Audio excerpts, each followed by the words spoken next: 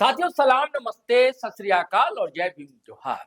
साथियों, क्या कुर्मियों के साथ बड़ी साजिश रची गई है? क्या कुर्मियों को बांटने की कोशिश हो रही है? क्या कुर्मियों को राजनीतिक और सामाजिक हिस्सेदारी नहीं मिल पा रही है?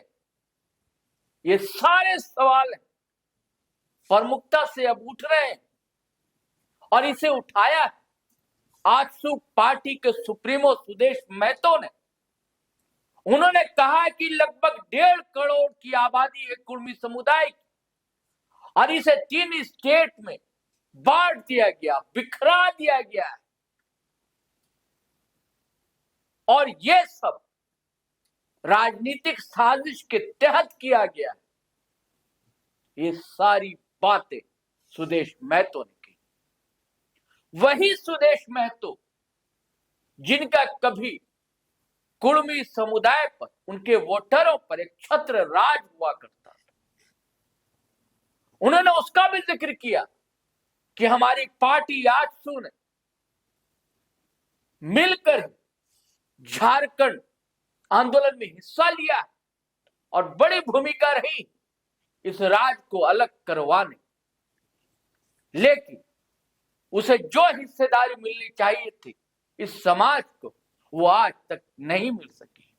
अगर आप डिकोड करेंगे दोस्तों, तो क्या ये मुद्दा कुर्मी समुदाय का है या ये सवाल आजसू पार्टी के अंदर से उभर रहा है कि आजसू पार्टी की जैसी तूती कभी बोला करती थी, कभी बोलबाला हुआ करता था झारखंड से लेकर बंगाल तक, अब उसका ग्राफ धड़ाम से गिरा और गिरता जा रहा है।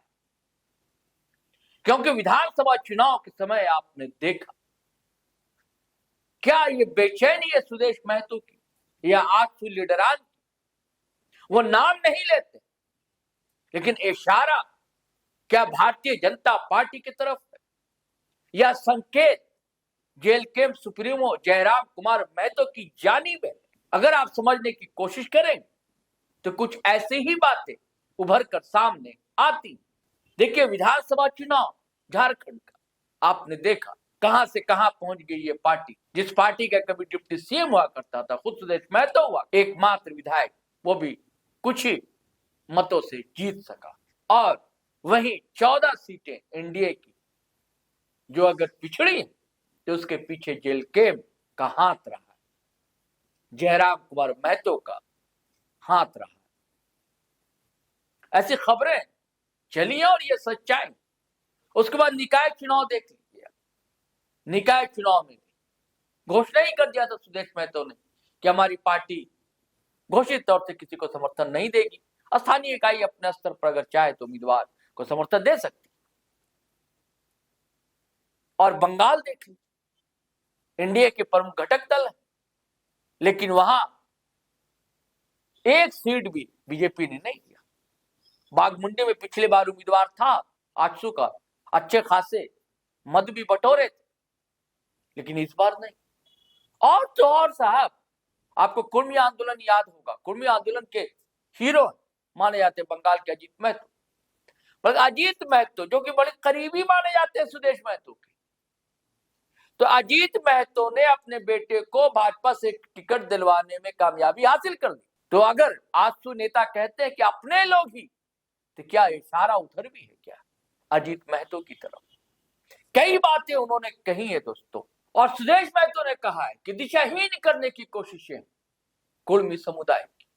कुर्मी समुदाय को एकजुट होना होगा अपनी संस्कृति के लिए, अपनी सांस्कृतिक पहचान के लिए, राजनीतिक सामाजिक दावेदारी की। दरअसल सुदेश महतो रघुनाथ महतो की याद में मनाया गया एक कार्यक्रम था उड़ीसा मयूरभंज के जोशीपुरा में।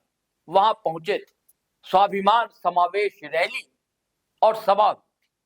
रैली की ये तस्वीरें देखी, महिलाओं ने भी अच्छी खासी तादाद में उसमें हिस्सेदारी निभाई। और सिर्फ सुदेश महतो ही नहीं, देखिए मंच पर कौन कौन है। सुदेश महतो, धर्मप्रकाश चौधरी, परवीन प्रभाकर और भी कई लीडर, लंबोदर महतो। धर्मप्रकाश चौधरी वही जो एकमात्र एमएलए ये एमपी है, सॉरी, एकमात्र सांसद है आजसू से, और भी सारे दिग्गज।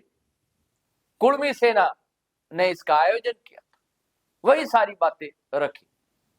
और इस अवसर पर सुदेश महतो के बड़े करीबी माने जाते हैं, अमित महतो पढ़े लिखे हैं,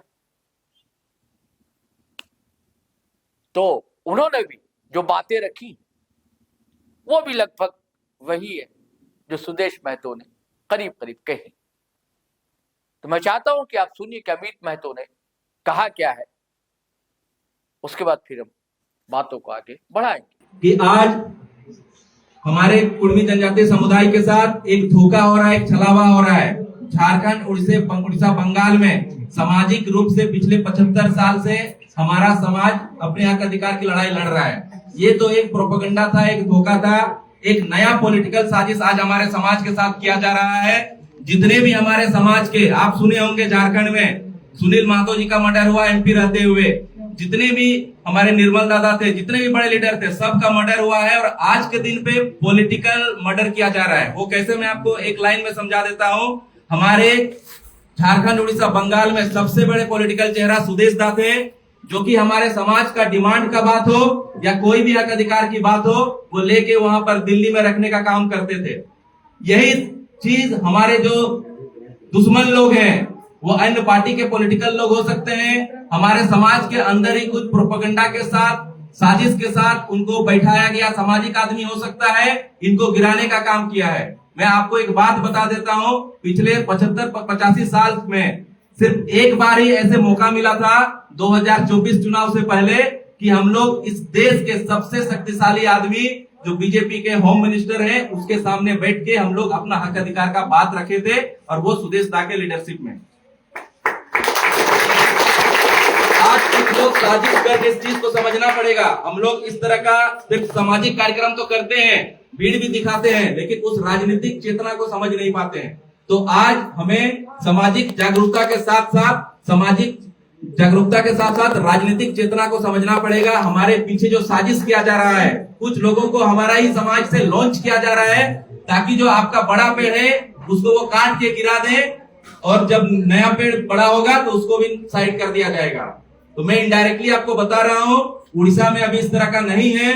इसीलिए दिव्या सिंह जी को और पूरे टीम को मैं रिक्वेस्ट करता हूँ कि आप लोग जिस तरह से सामाजिक कार्यक्रम करते हैं, भीड़ जुटाते हैं, वैसे ही आप लोग राजनीतिक चीजों को भी समझना पड़ेगा, नहीं तो हम लोग सामाजिक रूप से तो पिछड़े हैं ही।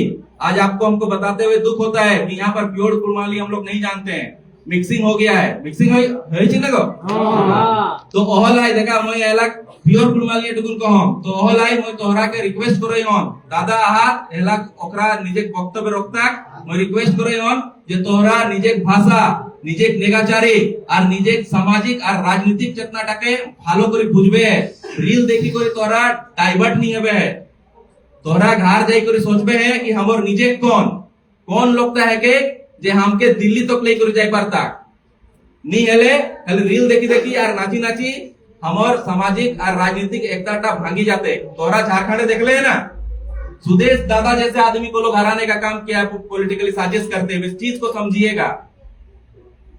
आज यहाँ पर क्या फायदा है इनको आके, सामाजिक कार्यक्रम में कुछ फायदा नहीं है, पॉलिटिकल कुछ तो फायदा नहीं है, लेकिन वो सिर्फ समाज के नाम पर यहाँ पर आए हैं। जब बंगाल बुलाया जाता है बंगाल जाते हैं। तो इसीलिए इस चीज को समझना पड़ेगा हम लोगों को। तो अभी वो समय नहीं है, हम लोग बाद में, अभी कोई रिक्वेस्ट कर रहा था दादा कि 3000 लोग यहाँ पर कुर्मी सेना का उड़ीसा का बैठेंगे और 12 घंटे से 24 घंटे का एक सेमिनार करना चाहते हैं।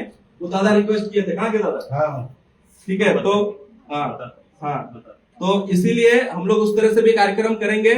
अब मैं ज्यादा कुछ नहीं बोलना चाहूंगा। मैं आपसे रिक्वेस्ट करना चाहूंगा कि आप लोग एकजुट रहिए, सामाजिक रूप से, पॉलिटिकल रूप से एकजुट रहिए, और जैसे भी निर्णय आपका ये उड़ीसा कुर्मी समाज के लोग करते हैं, हमारे लीडर्स करते हैं, उसको फॉलो कीजिए। क्योंकि अगर हम लोग बटेंगे तो बहुत दिक्कत होने वाला है। हमारा हक अधिकार तो छीन लिया गया है। पहले अलग तरीके से हम लोग को कमजोर किया जाता था, आज जो हमारे समाज के जो बड़े लोग हैं उन चेहरों को डाउन किया जा रहा है।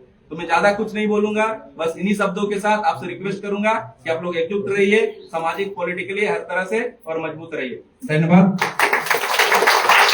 तो सुना साथियों, अमित महतो ने क्या कहा और सुदेश महतो ने क्या कहा, वो मैंने आपको बताया।